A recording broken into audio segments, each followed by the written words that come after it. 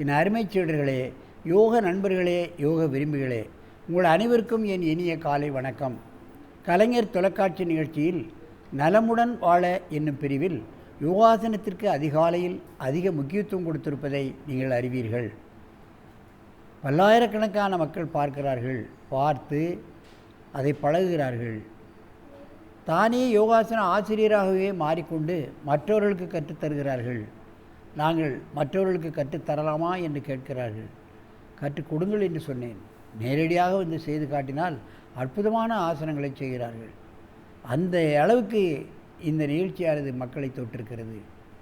அந்த நிலையில் இன்றைக்கு பாருங்கள், நமது அரங்கிற்கு அனிதா மோனிஸ் SBOA ஸ்கூலிலும்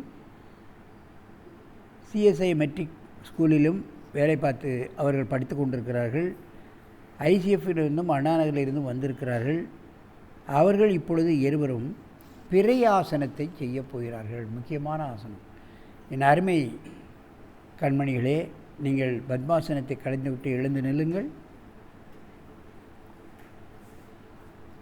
காலை சற்று அகலமாக வைத்துக்கொண்டு இடுப்பை பிடித்து கொண்டு முடிந்த அளவு பின்னால் வளைய வேண்டும். மென்ப வளைய வேண்டாம். கொஞ்சம் கையக்களை இறக்கி பிடி, அப்படி வச்சு வளைய. முடிந்த அளவு வளைந்தால் போதுமானது. இன்னும் கொஞ்சம் கையக்களை இறக்கு. முட்டை மடக்கு, முட்டை லேசாக மடக்கு, அவ்வளோதான். ரைட். ஒரு 20 எண்ணிக்கை இந்த நிலையில் இருக்க வேண்டும்.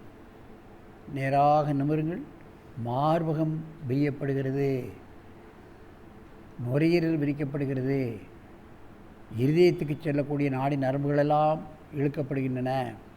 கையை உயர்த்தி அப்படியே மின்னகுனி. இதுக்கு பாதகஸ்தாசனம், மாற்று ஆசனம். கையை உயர்த்தி மின்னகுனி, தரையத்தோடு பின் வளைந்தால் முன் வளைய வேண்டும். பாதகஸ்த ஆசனம். இப்படி வளைந்தால்தான் முதுகெலும்பு மிகவும் இலக்கமாக கிடைக்கும். முன் வளைந்தால் பின் வளையணும், பின் வளைந்தால் முன் வளையணும்.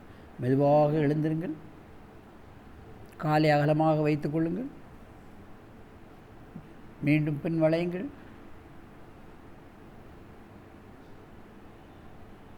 கையை இறக்கி கொண்டே போக வேண்டும். எந்த அளவு முடியுமோ அந்த அளவு கையை கீழே இறக்கலாம்.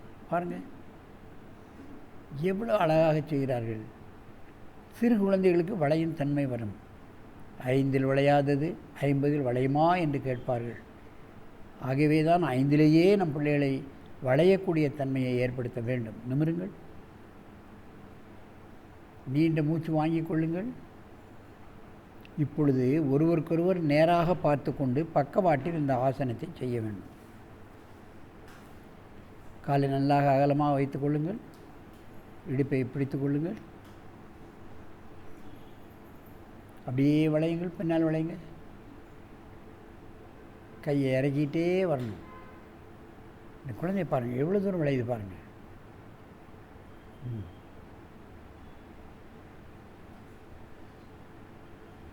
மெதுவாக எழுந்திருங்கள்.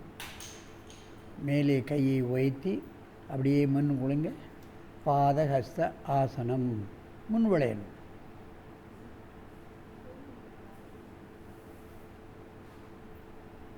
ஒரு 20 எண்ணிக்கை.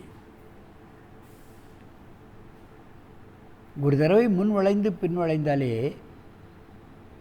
ஹார்ட்டுக்கும் லங்ஸுக்கும் முகப்பகுதிக்கும் இரத்தத்தை யாரோ பிடிச்சி தள்ளுவது போன்ற ஒரு உணர்வு ஏற்படும் இந்த ஆசனத்தில் மட்டும். அவ்வளவு அற்புதமான ஆசனம் இந்த பிறையாசனம். மெதுவாக எழுந்திருங்கள். காலை அகலப்படுத்தி ஒரு தடவை பின் வளையுங்கள்.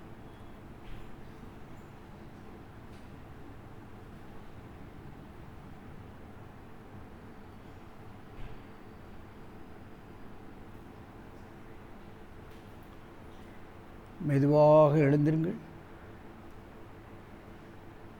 முன்னே வளையுங்கள். பாதகஸ்தாசனம். இப்படி வளைய முடியாதவர்களுக்கு நான் ஏற்கனவே சொல்லியிருக்கின்றேன். ஒரு பழைய சேலையை எடுத்து ஜன்னலில் கட்டி அதுக்குள்ளாக போய் நிறுந்து கொண்டு துணியை பிடித்து கொண்டு பின்வளைவு ஆசனத்தை செய்ய வேண்டும். அப்புறம் அதிலே திரும்பி முன்னுழைவு ஆசனத்தை செய்யலாம்.